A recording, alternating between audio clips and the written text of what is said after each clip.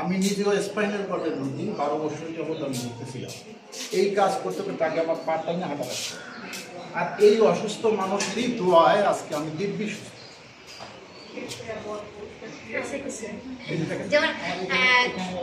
Ballot CMC হসপিটালে করছি একবার, কিন্তু ব্যালট গেছি 5 বার, বাংলাদেশে করছি একবার।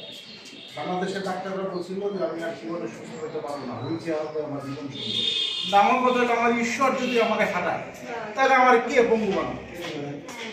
তারপরে আমি একটা সাধু বলতে আপনার শুনেন, আসলে কি এটা আপনার আমাদের মানে এটা এক ঈশ্বর যদি না চায় তাহলে কিন্তু কিছুই করা যায় না। কিন্তু আমার এই যে মানে স্কিনটা এরকম কিন্তু না, কিন্তু এটা ঈশ্বরের আশীর্বাদে। যখন এটা দেশগ্রাম হিন্দু কালচারে তো বলে এটা ফাফর, কারণ এটা দেখে অনেকে মানে তুচ্ছ করে।